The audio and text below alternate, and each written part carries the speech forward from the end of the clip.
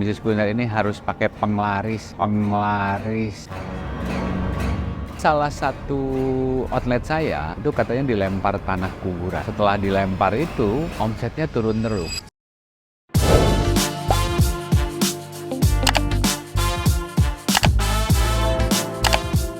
Halo, kembali lagi bersama saya Rangga Umara, founder dari Kuliner Mastery, komunitas pengusaha kuliner yang saat ini sudah ribuan membernya di seluruh Indonesia. Pada kesempatan hari ini saya mau bahas soal mitos di bisnis kuliner.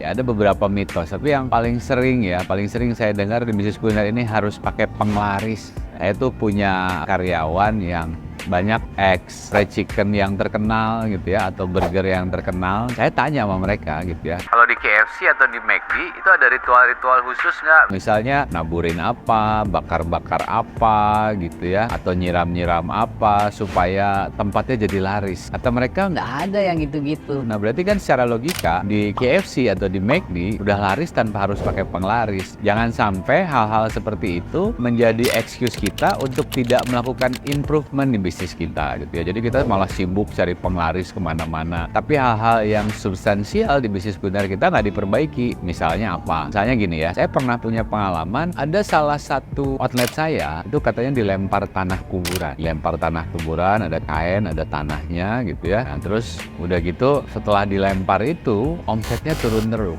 Saya coba lihat ke sana, ke outletnya langsung. Nah, ternyata memang ada hal-hal yang sifatnya non-teknis ya. Non-teknis itu dalam arti begini, yang tidak berhubungan dengan bisnisnya. Kebetulan persis di depan outlet saya itu ada toko bakery yang baru dibuka. Toko bakery ini tadinya nggak ada. Nah, sejak toko bakery itu buka, jadi tempatnya kan jadi ketutup ya. Tempat kita jadi ketutup karena lebih didominasi sama si toko bakery itu. Jadi akhirnya ternyata orang dari situ melihat tempat kita jadi kelihatan tutup terus. Nah, dari situ saya bilang sama tim saya, coba kamu mulai besok pasang tulisan jam operasional besar-besar. Buka setiap hari apa, jam operasionalnya bukanya jam berapa, kemudian tutup jam berapa. Nah itu ditulis besar-besar. Saya minta lagi sama karyawan saya untuk mengganti lampu-lampu yang mati. Karena ternyata setelah saya lihat ada beberapa lampu yang mati dan nggak diganti. Sehingga tempatnya jadi kelihatan gelap, redup gitu ya. Nah terus ada banner-banner juga yang udah kusam. Teman-teman, kadang hal-hal seperti itu yang bisa dalam tanda kutip ya menurunkan aura bisnis kita. Di awal baru mulai bisnis kan semuanya kelihatannya terang gitu ya, banner-banner masih kelihatan bagus. Nah, tapi setelah berapa waktu kan itu ada masa pakai, ada umurnya gitu ya.